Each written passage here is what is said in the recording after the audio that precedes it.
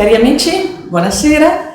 Eccoci per l'ottavo incontro delle nostre interviste denominate 5 domande A, che appunto come progetto comune abbiamo ideato per tenere i nostri concittadini sempre informati sulle cose che riguardano la nostra città. E anche oggi siamo lieti di avere con noi un ospite importante che ha accettato con piacere appunto di essere il nostro ospite, e noi lo ringraziamo. Si tratta del professor Michele Pugliesi, che è il presidente della Fondazione di Venezia, che noi tutti conosciamo bene. Grazie per aver accettato il nostro invito. E come di consueto dirò qualche notizia su di lui per inquadrare appunto la sua persona e capire bene con chi stiamo parlando. Il professor Pugliesi è nato a Udine, professore universitario di informatica all'Università Ca' Foscari dal 2006 e ha ricoperto il ruolo direttore sempre dell'Università di Ca' Foscari nel periodo 2014-2020. È laureato in Scienze dell'Informazione presso l'Università di Pisa, ha conseguito un master in Computer Service e un dottorato di ricerca in informatica. Ha ricoperto e ricopre tuttora numerose cariche prestigiose in organismi pubblici e privati. A Venezia è stato direttore del Dipartimento di Scienze Ambientali, Informatica e Statistica, direttore del Dipartimento di Informatica, membro della Giunta della Facoltà di Scienze e membro del Senato accademico. È componente dell'Albo del MIUR e per la valutazione di progetti di ricerca e di innovazione tecnologica. Nella sua attività di ricerca si occupa di analisi e verifica formale del software, in particolare per gli aspetti relativi alla sicurezza e alla protezione della privacy, dei dati e delle informazioni nei sistemi distribuiti. È membro dei comitati scientifici di importanti conferenze internazionali e coordinatore di numerosi progetti di ricerca finanziati da rilevanti agenzie nazionali ed europee. È autore di oltre 100 pubblicazioni su riviste e atti di conferenze. Dal 2020 ricopre la carica di presidente della Fondazione di Venezia, come dicevamo poco fa. Spero di essere stata concisa e compendiosa. Naturalmente lei ha tante altre cariche e anche altri impegni, però ho cercato di farne una sintesi. Ecco, se per lei va bene io comincerei un attimo con le domande. Certo. Ecco, saremo tutti interessati a capire e ad avere qualche informazione sulla Fondazione di Venezia, i suoi scopi e su quale ambito territoriale intende estendere la propria azione culturale. Sì, tanto buongiorno e grazie, è un piacere e ritengo importante proprio per la natura della Fondazione, insomma, rendere parte la cittadinanza, insomma, in tutte le sue componenti del ruolo della Fondazione, che effettivamente rappresenta un'istituzione un po' strana, insomma, è giovane, come tutte le fondazioni di origine bancaria, e ha un ruolo che evolve come i ruoli evolvono per le fondazioni bancarie. Sono istituzioni nate 30 anni fa con la legge Amato, dalle casse di risparmio da cui hanno ereditato i patrimoni azionari, e con la missione istituzionale specifica di mettere a disposizione la rendita di quei patrimoni a favore dei territori di riferimento che diciamo, non scelgono, o quantomeno sono definiti nel loro statuto. Per noi, per la Fondazione di Venezia, il territorio di riferimento è la provincia, l'ex provincia di Venezia, oggi la città metropolitana. Certo. Quindi la città nella sua articolazione lagunare e di terraferma.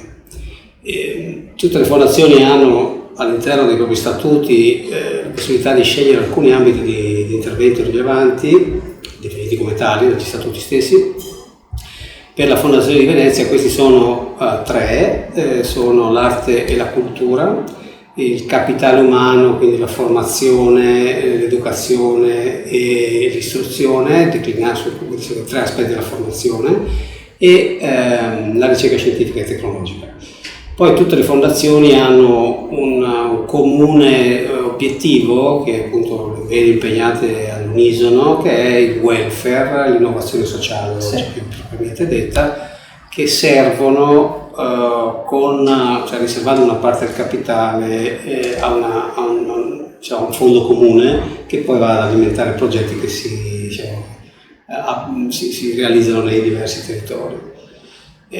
La Fondazione di fatto quindi ha un patrimonio, tutte le fondazioni, la Fondazione di Venezia altrettanto, mette a reddito quel patrimonio con investimenti finanziari o immobiliari, e tutti i proventi, infatti saldi costi, diciamo, di gestione, vengono restituiti al territorio in interventi nei settori che abbiamo appena agli scopi che abbiamo detto individuato. Dopodiché il perimetro metropolitano è prevalente, non è necessariamente esclusivo, ma infatti nella storia della Fondazione di Venezia questo è stato l'area di intervento quasi esclusivo. Perfetto, grazie.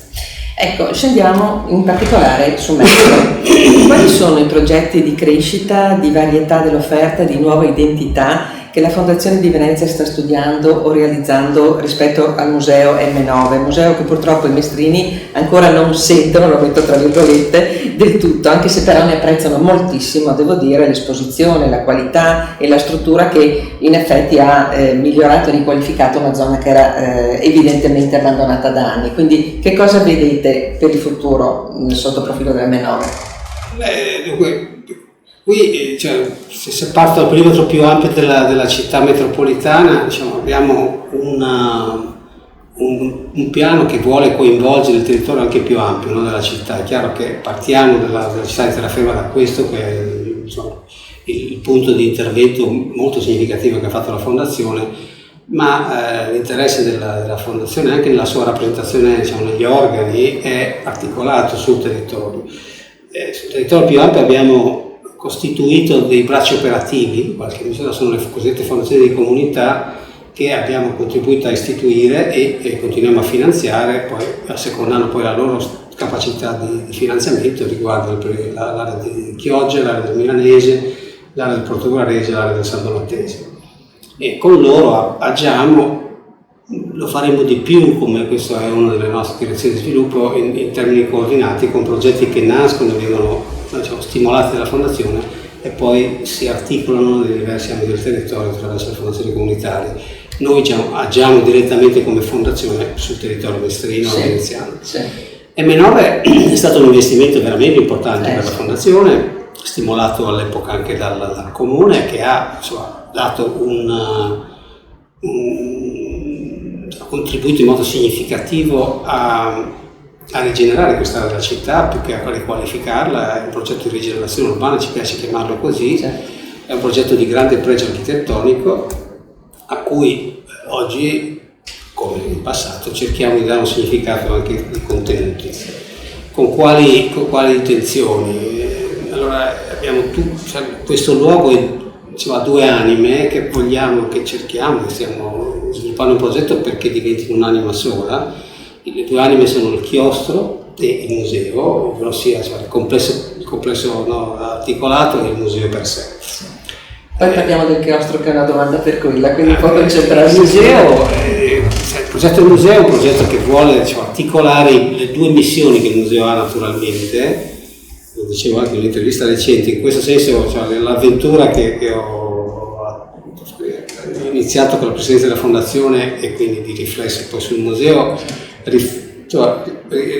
riprende un po' le due anime della missione universitaria, che ha un obiettivo universale, nel caso dell'università, che è il progresso scientifico. Qui il museo ha come scopo universale il perseguire la crescita culturale, un progetto e dell'arte. Nel caso di questo museo è più culturale che artistico, ovvero artistico ma dei fini più ampi, posso dire, dell'arte così come la intendiamo così, tradizionalmente. E poi ha allo stesso tempo una funzione locale di attivazione delle comunità del territorio. Io insisto sempre, mi piace parlare delle comunità più che del territorio. Il territorio è una cosa inerte, le comunità labili lo rendono un'entità viva. Ed è questo che cerchiamo di compenetrare, questi due elementi, quindi con un progetto che parte da quello che è stato studiato come Museo della Storia Materiale del nostro paese, e questo territorio di queste comunità di questo territorio, di questa storia rappresentano un aspetto importante da Porto Marghera in poi. E parte da quella storia e però parla e vuole sviluppare un discorso che continua la storia materiale di questo paese nel presente e nel futuro. E affrontando i temi del presente e del futuro che riguardano, insomma, quello di cui parliamo tutti oggi, la sostenibilità, l'inclusione sociale, la diversità, la crescita economica, quale modello di crescita economica, quale modello, diciamo, di sviluppo di una società italiana che cambia nel suo modo di essere, quello che è la sua tradizione, quello che sta diventando per come sta cambiando la demografia, sia in termini, diciamo, di segmenti demografici, quindi di età, sia in termini di composizione etnica che si sta diversificando soprattutto, e in questa diversità deve trovare un modo per crescere culturalmente, per crescere insieme e per mettere a frutto quella diversità come elemento di ricchezza culturale più che di criticità, senza dimenticare che ci sono elementi di criticità, ma trovando nella capacità di essere inclusivi anche il modo di superare quelle criticità.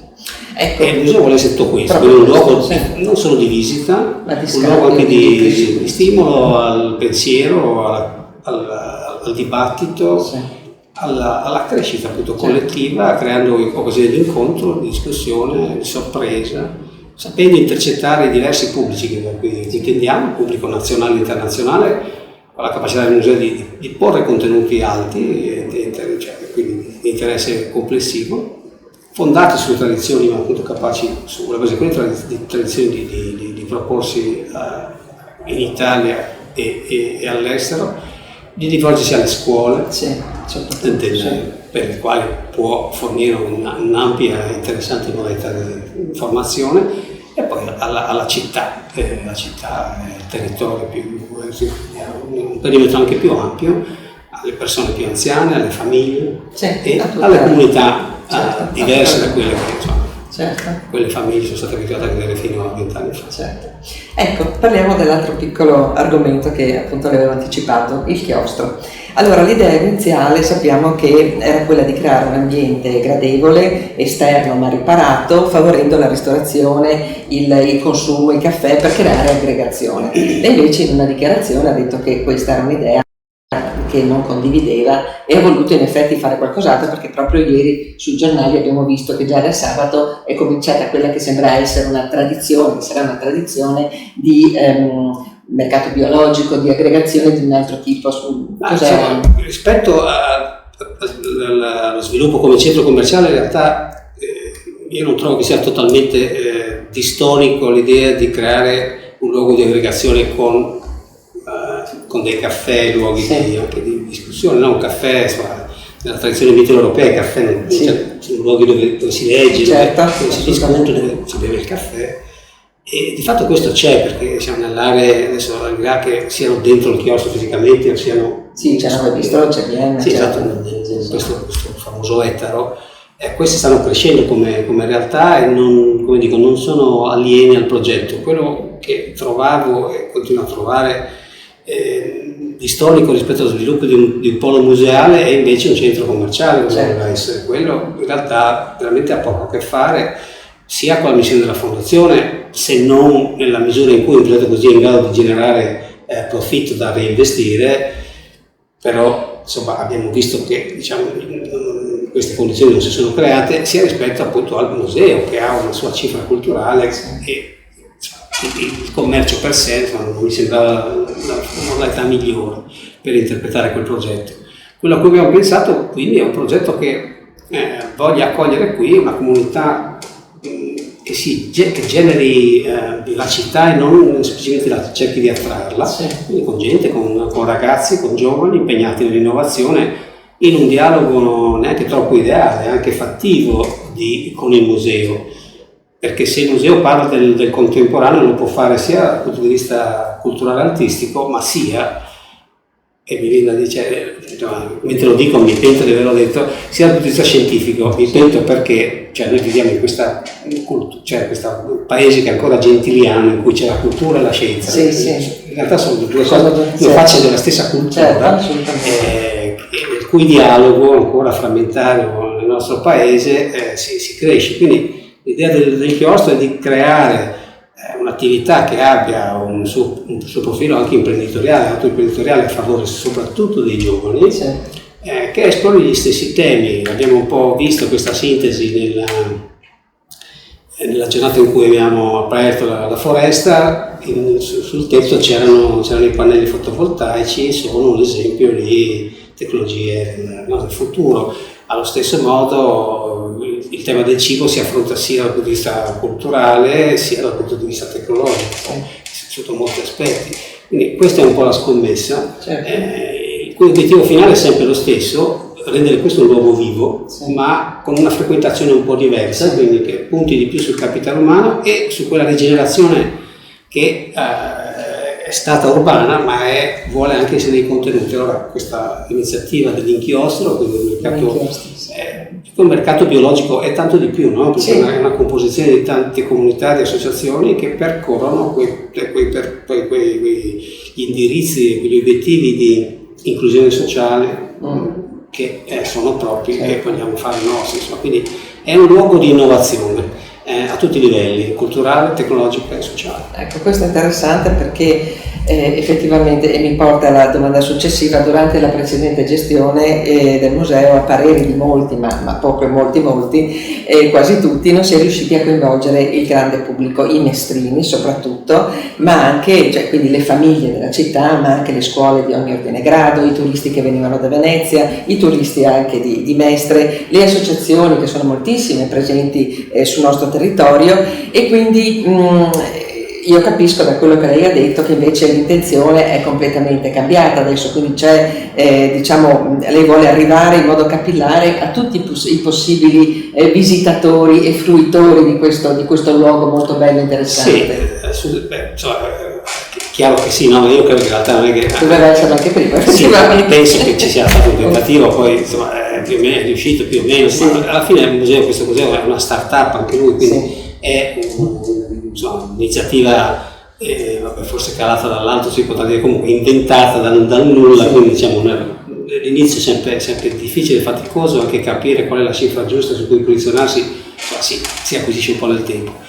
Quello che lei dice è condivisibile, fa parte esattamente del piano, con una precisazione che nel cercare di raggiungere un po' tutti dobbiamo conservare un'identità, perché altrimenti si diventa un luogo in cui tutti vengono a fare qualche cosa, che va bene, no? Perché questo è un luogo che la Fondazione ha offerto alla città, però deve essere più di un luogo, perché un museo ha una funzione culturale, è un attore della cultura, ha le competenze per farlo e deve proporre un modello, un'identità, un progetto culturale, una cifra culturale che riesca a coinvolgere senza snaturarsi tutti i segmenti, e quindi dai turisti, facendo una programmazione che chiaramente non è quella veneziana, che però intercetti un altro tipo di, probabilmente anche di turismo o di aspettativa da parte di quegli stessi turisti, quindi variando l'offerta.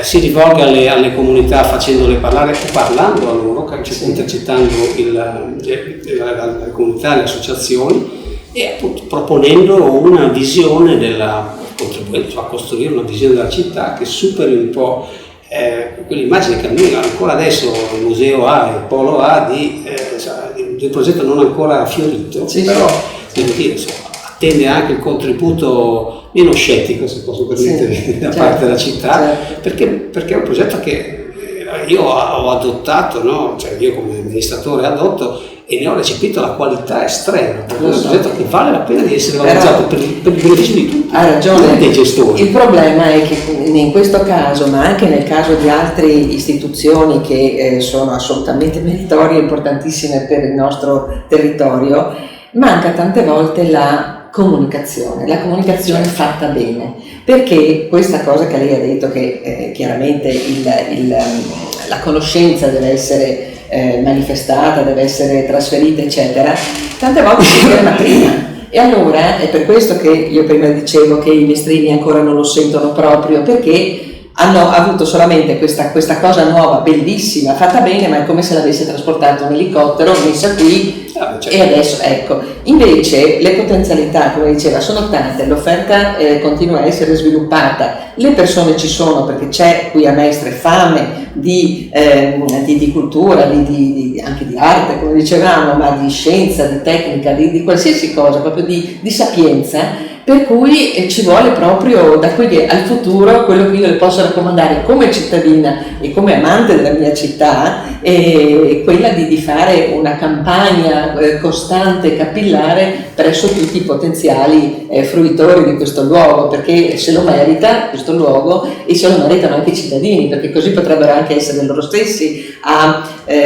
condividere e a diffondere a propria volta, perché il passaparola è la cosa migliore. Sono qua anche per questo. Sì, appunto, è tutto chiaro, però è anche chiaro che comunicare non è un'impresa facile, no.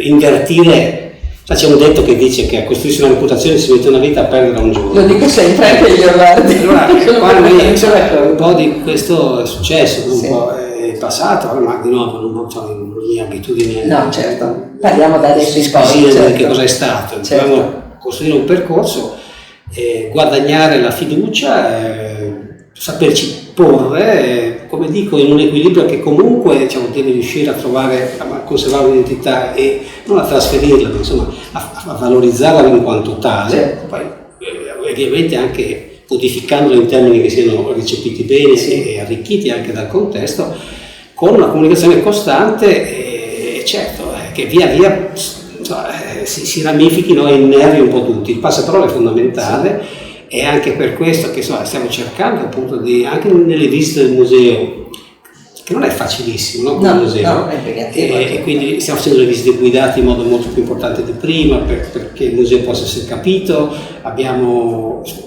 cerchiamo di, lo pubblicizzeremo via via, adesso l'estate insomma è un periodo un po', dovremmo, diciamo che attendiamo settembre per riproporre anche un messaggio anche con la programmazione temporanea, però favorendo anche un'abilitazione che sia commisurata dal punto di vista economico ai diversi segmenti. Abbiamo abbassato di molto i prezzi per le scuole, per gli studenti, per gli anziani, per chiunque, e anche prevederemo tutta una serie di iniziative che portino le persone a tornare, sia per i contenuti sia offrendo un biglietto che non forzi una visita troppo lunga e stancante, ma permetta di fruire il museo a piccoli clics, piccoli tosi, facendo in modo che la gente torni. Io mi ricordo che uno degli elementi più eclatanti dello studio famoso, di cui si è parlato molto, dell'advisor, che ci ha dato un compito per lo stato dell'arte sul museo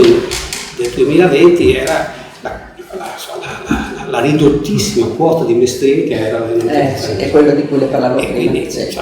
Quindi, a quelle persone dobbiamo riuscire a dare il messaggio giusto. Ci stiamo provando sui social, sulla stampa, in qualunque istante. Facciamo una conferenza stampa in 2 giorni. Sì. Siamo tutti, dal direttore scientifico a me, allo staff, interessati, pienamente disponibili a usare tutti i canali possibili. Sì, io credo che anche tutte le associazioni di cui le parlavo, e sono tante, e poi appunto anche come noi non siamo un comitato che ha a cuore molto mestre sotto molti punti di vista, senz'altro possono essere delle casse di risonanza per amplificare questa offerta, quindi già ci mettiamo a disposizione su questa cosa. Un po' adesso c'è questa iniziativa del mercatino d'inchiostro, ci sono i giovani artisti che stiamo ospitando. Avremo a breve, non lo voglio anticipare perché cerco di dare una delega, c'è una delega alla direzione, però abbiamo cominciato a discutere. Avremo delle iniziative con le associazioni, di nuovo, in quell'equilibrio che deve mantenere entrambi i propri ruoli. Certo. Ecco, io le volevo fare una proposta prima dell'ultima domanda, perché noi come progetto comune ci interessiamo molto ai giovani, che sono quelli che anche nel sondaggio che ne abbiamo proposto e che è stato veramente molto apprezzato, i giovani purtroppo hanno risposto in misura esigua, sia perché probabilmente anche i canali che abbiamo usato non erano quelli proprio dei giovani, però abbiamo visto, sono molto difficili, però i giovani hanno bisogno assolutamente di venire coinvolti, perché hanno bisogno di crescere, di essere informati, formati. Abbiamo fatto 2 interviste con Monsignor Fausto Bonini e anche con Marco Tosaborella, che hanno detto da 2 punti di vista lo stesso concetto, cioè i ragazzi devono sapersi amministrare e devono creare da loro stessi le proprie idee e poterle proporre e mettere in atto. Allora la proposta mia di progetto comune è questa: di considerare, e quindi è una proposta che faccio a lei, l'eventualità, la possibilità di creare all'interno di M9 una sorta di laboratorio permanente nel quale coinvolgere i giovani della fascia di età ben definita, cioè 16-30 anni, che sono quelli che si apprestano a uscire dal liceo, i giovani adulti, che sono quelli molto in difficoltà. E per fare in modo di coinvolgerli e far elaborare, sviluppare qualche cosa sotto profilo sociale, culturale, ambientale, urbanistico per Mestre.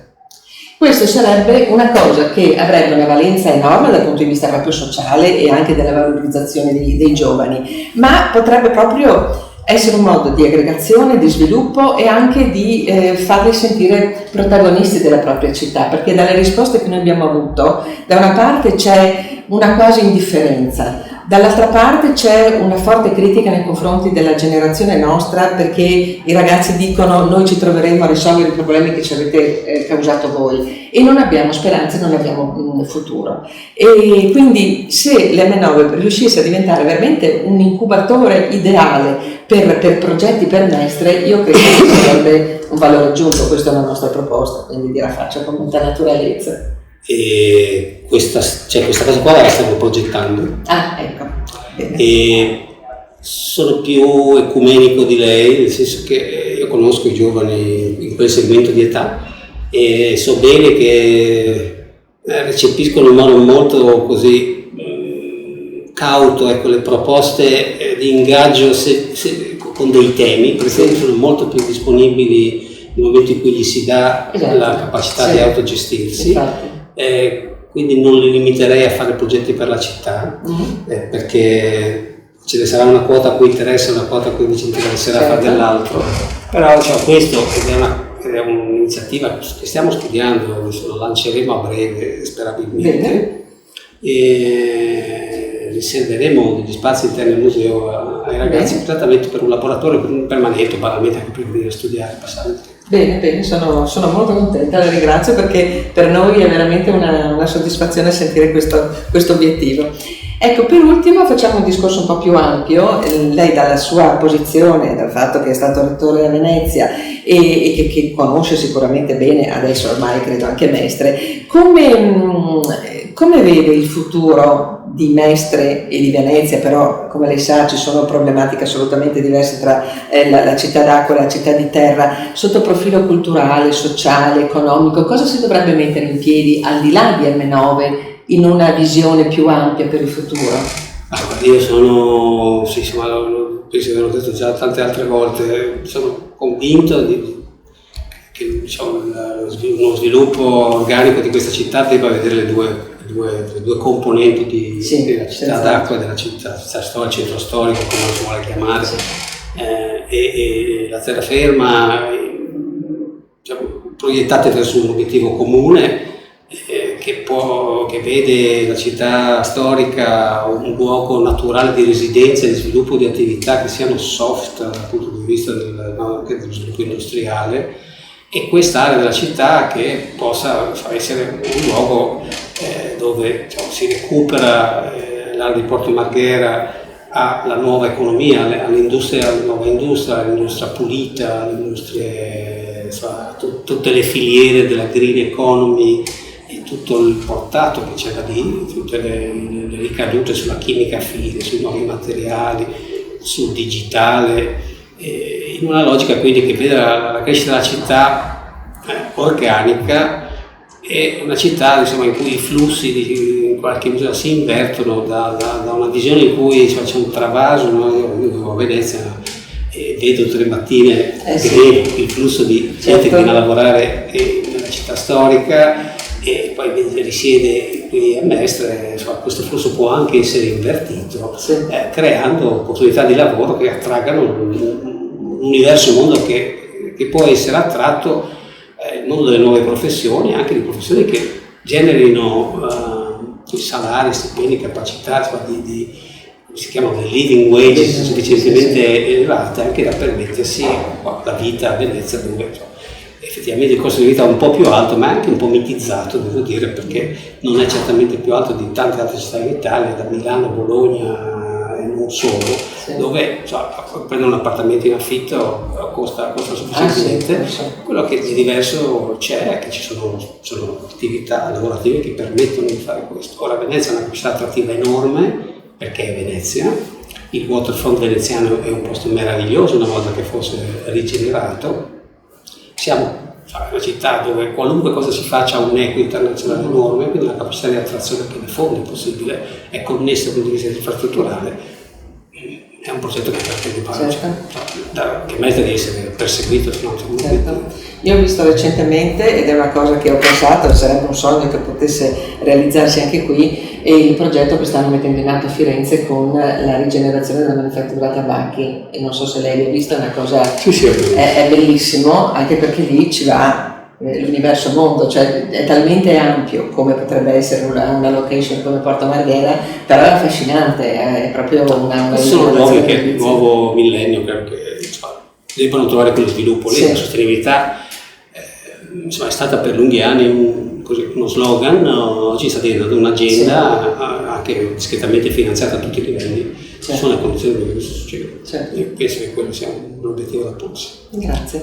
Bene Presidente, è stato un piacere perché abbiamo avuto questa bella conversazione, sono sicura molto interessante e istruttiva anche per chi ci segue e ci seguirà, perché come dicevo c'erano alcune lacune di conoscenza, ma lei poi ci ha detto che la diffusione delle notizie e delle informazioni sarà certo, e quindi io ci riusciremo a giudicare tempo. Poi l'aiuteremo anche noi, l'aiuteranno le associazioni, quindi credo che sarà un valore aggiunto per tutti. Io mi rivolgo ai nostri ascoltatori, questo è l'ultimo incontro di questa stagione, ne abbiamo fatti 8, abbiamo parlato con personalità di vario tipo, dell'amministrazione, della Chiesa, della cultura, del settore economico, sempre con l'obiettivo di dare informazioni, di rendere un servizio alla nostra comunità.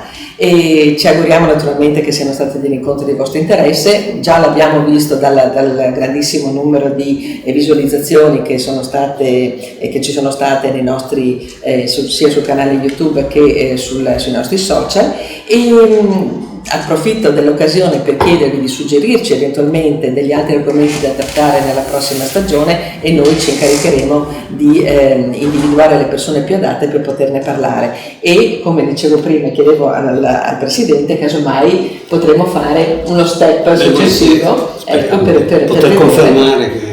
Grazie, ma noi le chiederemo. Confermare, voglio dire che gli obiettivi che stiamo perseguendo via via si vanno realizzando. Certo, ecco, bene.